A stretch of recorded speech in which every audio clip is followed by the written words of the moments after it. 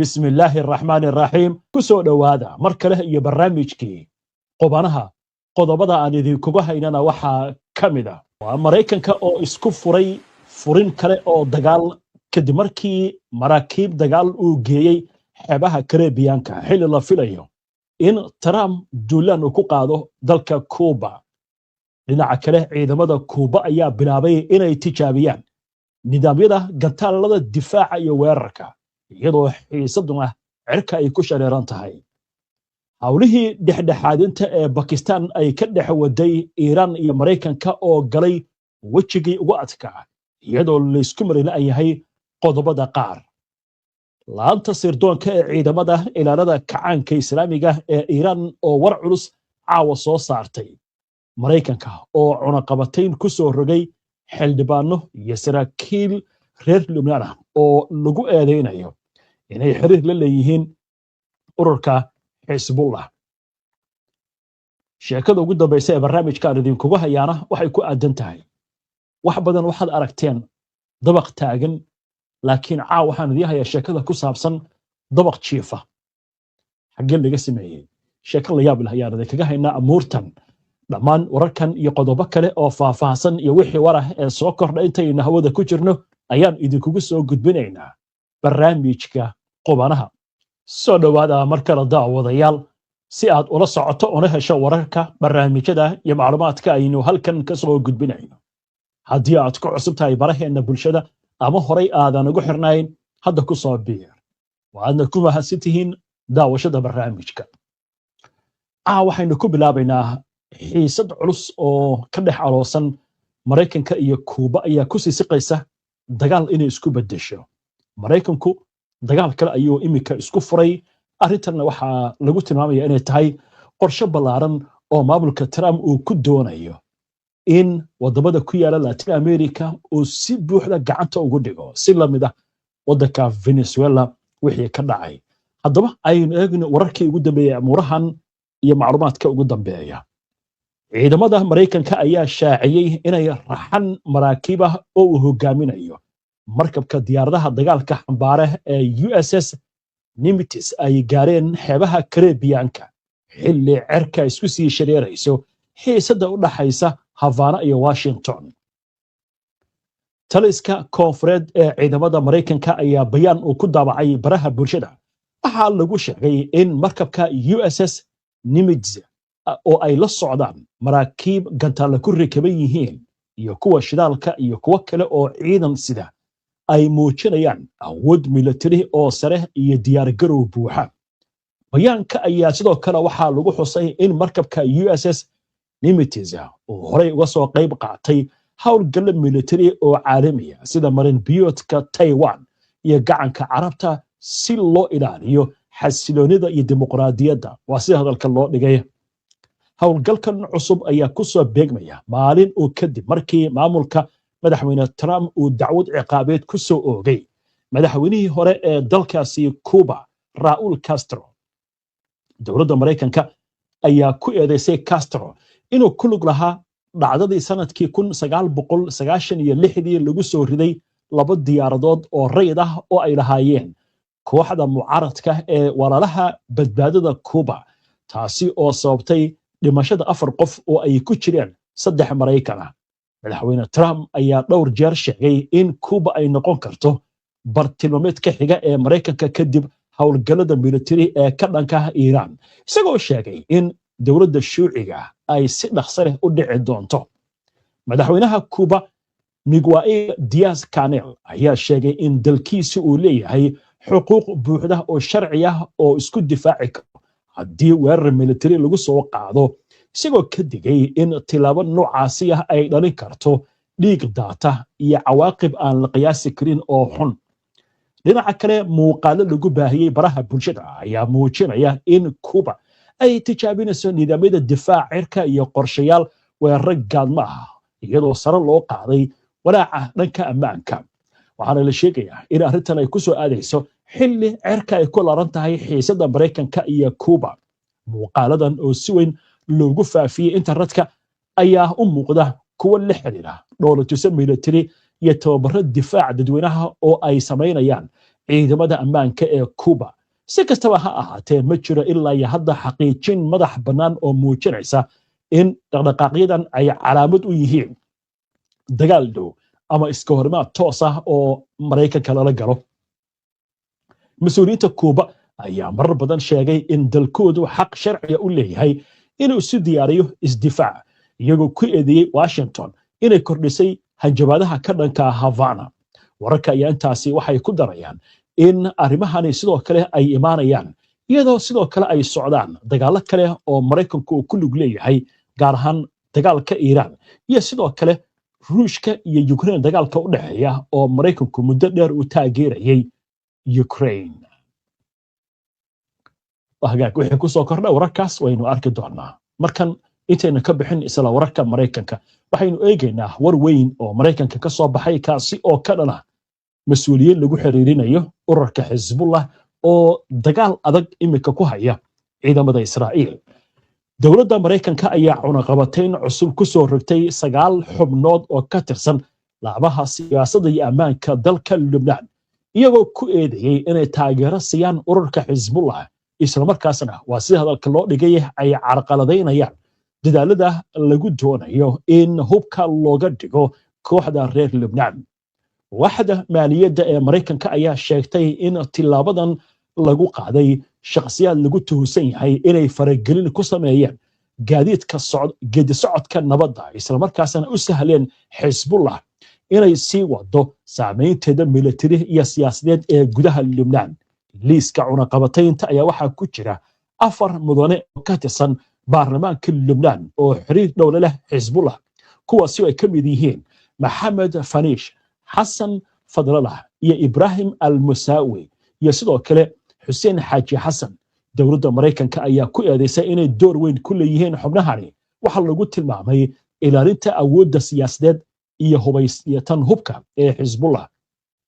Sidoo kale waxaa cunaqabatayn lagu soo rogay saraakiil xiriir la leh dhaqdhaqaaqa Amal iyo dowladda Iiraan oo ay ka mid yihiin Maxamed Riisa Shacbaani oo ah safiirka Iiraan ee Lubnaan iyo 2 sarkaal oo lagu eedeeyey inay Xisbullah kala shaqeeyeen abaabul militari iyo cabsigelin mucaaradka. Cunaqabataynta ayaa sidoo kale waxay taabatay hay'adaha ammaanka Lubnaan, iyadoo lagu daray Qatar Nasirdiin oo ka tirsan ciidamada amniga guud iyo Cornel Samir Hamada oo ah madaxa laanta sirdoonka ee ciidamada deegaanka Daahiya. 2 sarkaal ayaa lagu eedeeyey inay xog sirdoon la wadaageen Xisbullah intii uu socday dagaalka sanadkii hore dhex maray Xisbullah iyo Israa'iil. Go'aanka Maraykanka wuxuu dhigayaa in la xayiro dhammaan hantida iyo dhaqaalaha shakhsiyaadkan ku leeyihiin gudaha Maraykanka ama ay la macaamilaan muwaadiniinta Maraykanka. sidoo kalena waxaa laga mamnuucay shirkadaha iyo bangiyada caalamiga in ay la macaamilaan. Washington ayaa sheegtay in ujeedada cunaqabatayntu ay tahay isbedel dabeecadeed balse aysan ahayn ciqaab kaliya, iyadoo uga digtay hay'adaha maaliyadaha ee shisheeye inay wajihi karaan cunaqabatayn dheeraad ah haddii ay fududeeyaan macaamilka dadkan la beegsaday. Arrintan ayaa waxay ku soo aadaysaa xilli dagaal aad u culusa ururka Xisbullah uu kula jiro ciidamada Israa'iil, isla markaasna ay si adag ugu hor yimaadeen qorshayaasha lagu doonayo in hubka looga dhigo ururka reer Lubnaan. Arrintaasi oo lagu macnaynayo inay tahay tillaabooyinka xooggan ee ay wado dowladda Maraykanka oo ay ku garab siinayso Israa'iil. Arrimahan ayaa sidoo kale waxaa la sheegayaa hadalhayn weyn inay ka dhaliyeen gudaha waddanka Lubnaan bacdama 4 xubnood oo ka mid ah baarlamaanka ay ku jiraan dadkan lagu soo rogay cunaqabataynta. Arrintaasi oo noqotay mid la yaab leh bacdama xubnahani ay yihiin xildhibaano xasaanada haysta. waata arrinta marka dooda dhalisa waxay noqotay intii la socotay wararka yagii waxaan idin soo gudbinay wasiirka amniga qaranka Israa'iil oo ka mid ah wasiirada mayalka adag ee xukuumadda Netanyahu oo si xun ula dhaqmaya dadkii la dhaqaaqayaasha ahaa ee saarnaa dooniyihii ku socday Maraykanka Gaza ee godoominta doonay inay jabiyaan. wadamo kala duwan bay ka soo jeedaan dadkani. waxaa ka mid ah wadamada Yurub oo lagu tiriyo Israa'iil inay gardaadiyaan. sawirkan haddaynu hadda ina tusno waa dadkii la soo qabtay doonyaha laga soo qabtay waliba doonyihii waxay marayeen biyaha caalamiga oo madaxa intii loo foorariyey si xun loola macaamilay muuqaalkan waxaa duubay wasiirka mayalka adag ee Israa'iil Itamar Ben-Gvir doodda marka waxay noqotay waxa la yiri Mareykanku wuxuu cunaqabatayn ku soo rogay xildhibaano reer Lubnaan oo xasaanad haysta oo kaliya lagu eedeynayo inay kaliya doodooda ay tahay waxaad xisbullah baad la jirtaan hadda halkaas warada waxa ka muuqda Itamar Ben-Gvir oo si xun ula dhaqmaya muwaadiniintii la qabtay Spain Talyaaniga Kuuriya Koonfureed Turkiga iyo wadamo badan bay ka soo jeedaan arrintii marka waxay noqotay arrin la yaab leh cid ka hadashay oo tiri ninkan wuxuu ku xadgudbay dad dhaqdhaqaaqayaal nabadeed xitaa haddii la qabtay oo doonyahooda lagala wareegay waxay ahayd in la yiraahdo qarad baa samayseen diyaaradiina ku laabta laakiin habka loola dhaqmay qaarkood waxay yiraahdeen falal folox baan lagu sameeyay wahagaag waxaan u gudbaynaa gordhow war weyn oo ka soo yeeray laanta sirdoonka ee ciidamada ilaalada kacaanka islaamiga ee Iran Pakistan oo wada dadaalkii ugu dambeeyay ee lagu doonayo in heshiis ay ku gaaraan Mareykanka iyo Iran iyadoo cabsida dagaalkuna ay taagan tahay wararkaas iyo qodobo kale iyo sheekadii ugu dambeysay ee barnaamijka oo aan idinku hayno sheeko xiiso leh waa dabaq jiifa dabaq waxa la arki jiray taagan laakiin dabaq jiifa caaw idin haya sheekadiisa intaan u gudbin wararkaas aynu ku hakanno qadar xayeysiina waxaynu jilleecaynaa macluumaadka ugu dambeeya ee xiisada Mareykanka iyo Iran ka dhexaloosan si gaar ah waxaynu ugu hormaraynaa war gordhowta laga sii daayay telefishinka Press TV ee laga leeyahay wadanka Iran kaasi oo lagu sheegayo in ciidamada ilaalada kacaanka islaamiga ee Iran gaar ahaan laanta sirdoonku ay sheegtay in kadib weeraradii fashilmay ee bishii June iyo February iyo waxtar la'aanta go'doominta lagu soo rogay dekadaha Iran bishii Abriil dhammaan meesha ay ka saareen aragtidii Mareykanka uu qabay ee ahayd in Iran la muquunin karo laanta sirdoonka ciidamada IRGC ayaa bayaan ay soo saartay waxay ku tiri isbahaysiga hay'adaha sirdoonka Mareykanka waxay yihiin ku waqtiga ku socdo laakiin Iran wax waqtiga kuma socdo waxaana la sheegay in Mareykanku uu doonayo inuu ka baxo xaaladda uu ku jira oo dhinacyo badan leh waxaana lagu yiri fariintan ayaan idin wadnaa waa inaad si degdeg ah u qaadataan hindisaha iyo hanjabaadaha Iran oo si dhab ah u qaadataan dhinaca kale telefishinka CNN ee Mareykanka laga leeyahay ayaa maanta wuxuu baahiyay xog uu ku sheegayo inuu ka soo xigtay ila sirdoon kuwaasi oo sheegaya in Iran si degdeg ah ay dib u dhistay awoodeedii military oo ay ku jiraan bedelka goobihii gantaalada iyo qalabka ridista iyo dib u bilaabidda wax soo saarka hababka hubka muhiimka ah intii lagu jiray xabajoojintan socota 6 toddobaad sirdoonka Mareykanka ayaa tilmaamaya in ciidamada Iran dib u dhis ay ku sameeyeen waliba si dhakhsi ah oo ka badan sidii la qiyaasayay waxyaabaha kala duwan ee dagaalka loo adeegsado warbixintu waxay kaloo sheegaysaa in mar hore ay bilowday Iran inay soo saarto tiro aad u fara badan oo diyaaradaha droniska waxaana dib u soo celin kartaa baa la yiri awoodeedii diyaaradaha droniska muddo 6 bilood gudahooda qiimeyn kale oo uu sameeyay wargeyska The Times ee ka soo baxay magaalada London ayaa waxa uu ka soo xigtay ila sirdoon oo sheegaya in Iran wali ay haysato 70% qalabka gantaalada guurguura waxaana haysataa baa la yiri ku dhawaad 70% kaydkeedii gantaalada ka hor dagaalka way intaan marka u gudbin warbixinta kale halka aan dul istaagno maxaa la leeyahay 70% Iran gantaaladeeda way haysataa yaa laga soo xiganaya sirdoonka Mareykanka laakiin bilcagsi dhinaca kale Mareykanka waxa leeyahay waxba ka dhamaadaba hubkii iyo gantaaladii ayaa ka dhamaaday dagaalkan waxa loo joojiyay toddobaadkii ugu horeeyay ee bisha Abriil Mareykanka oo gantaalada ka dhamaadeen iyo Iran ay ka dhamaadeen Israa'iil ay ka dhamaadeen gantaaladii difaac haddaba aynu eegno warbixin kale oo arrintan la xiriirta oo dhanka Mareykanka ka soo baxaysa warbixin ay daabacday goordhaweyto jariirada Washington Post ee ka soo baxda Mareykanka ayaa waxa lagu sheegay in maraykanku uu isticmaalay in ka badan kala bar gataalada difaaca cirka ee loo yaqaano THAAD intii lagu jiray difaaca Israa'iil weerarada Iiraan markaasi ay soo qaadaysay dagaalkii dhawaan dhacay sida lagu sheegay warbixinta maraykanka ayaa sidoo kale wuxuu adeegsaday in ka badan 100 gantaal oo ah noocyada SM3 SM6 si loo difaaco Israa'iil dhanka kale Israa'iil ayaa waxa isticmaashay wax ka yar 100 gantaal oo ah nidaamka Arrow iyo ku dhawaad 90 gantaal oo ah nidaamka la yiraahdo David Sling sarkaal Maraykan ah ayaa wargeyska u sheegay haddii dagaal cusub oo dib u qarxo markaasi in laga yaabo Maraykanku inuu adeegsado gantaalo badan oo dheeraad ah si uu difaaco Israa'iil maadaama Israa'iil dayactir ay u dirtay qaar kamid ah nidaamyada difaaca gantaalada Israa'iil kaligeed ma awoodo inay dagaal gasho oo guuleysato balse arrintaasi dad badan ma oga sababtoo ah ma arkaan wax ay heli karto ayaa yiri sarkaal Maraykan ah oo qiray in Israa'iil kaligeed dagaal aysan ku guuleysan karin isla markaasna aysan isdifaaci karin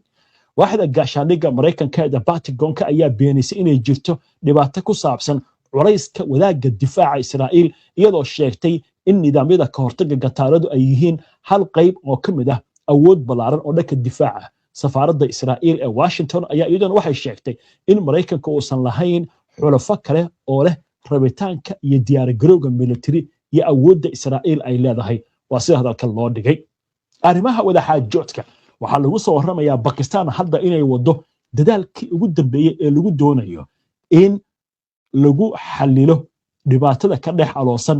Maraykanka iyo Iiraan labada qodob ee sida weyn la iskugu hayaa waa uraniumka Iiraan ay tayeysay ee nadiifka ah oo Maraykanku uu doonayo in Iiraan ay soo wareejiso ama laga saaro wadankaasi iyo arrinka Maraykanka Hormuz Maraykanka wuxuu ku adkeysanayaa Iiraan inaysan sinaba lacag uga qaadin maraakiibta gooshaysa Hormuz Iiraan labadaasi qodob waa ay diidan tahay waxa la sheegayaa arrintan hadda inuu ku hawlan yahay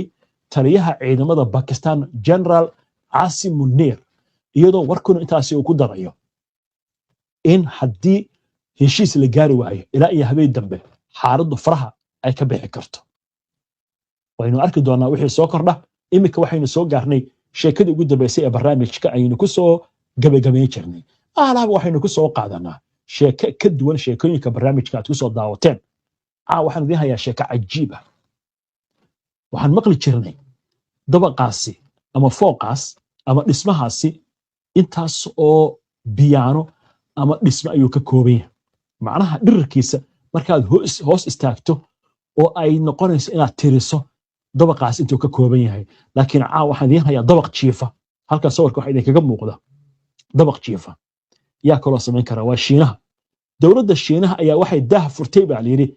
dhismaha jiifa ee ugu weyn uguna sareeya caalamka kaasi oo loo yaqaano The Crystal wuxuuna ku yaalaa magaalada Chongqing dhismahan dhirirkiisu waa 300 oo mitir wuxuuna ku fadhiyaa dusha 4 dabaq oo dhaadheer wuxuuna ka sareeyaa dhulka ilaa iyo 250 mitir wuxuu ku yaalaa halka ay ku kulmaan webiyada Yangtze iyo Jialing oo kamid ah meelaha ugu dadka badan Shiinaha mashruucan oo ay hirgelisay shirkadda Capital ayaa ku kacay qiyaastii 1.1 bilyan oo dollar waxaana loo arkaa mucjiso dhanka naqshadaynta iyo injineernimada si ka duwan dabaqada dhaadheer ee caadiga ah ee sare u kacsan dhismahan The Crystal waxa uu fidsan yahay si chief ah isagoo isku xiraya dhowr munaaradood hal mar qayb kamid ah dhismaha ayaa lagu diyaariyay dhulka ka hor intii aan kor loo qaadin iyadoo la adeegsanayo qalab iyo wiishash casri ah qaab dhismeedka birta ee dhismaha culeyskeeda ayaa wuxuu gaaraya ilaa iyo 12,000 oo tan waa birta ku fadhiyo waxayna la miisaan tahay baa la yiri birta dheer ku taal magaalada Paris dhismahan The Crystal waxaa ku jira goob dalxiis oo muraayad ah jirdiinooyin dusha sare ah maqaayado hoolal munaasabadaha lagu qabto barkad lagu dabaasho waxaana la sheegayaa in tani ay tahay mid loogu talagalay inay soo jiidato dalxiisayaasha waa dabaq jiifa Shiinuhu waa nawaalaya hagaag inta ayaa ku soo gabagabeynaya caawa barnaamijkii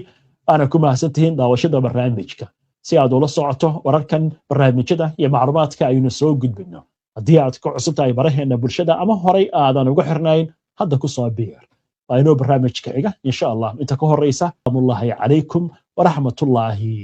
wabarakaatu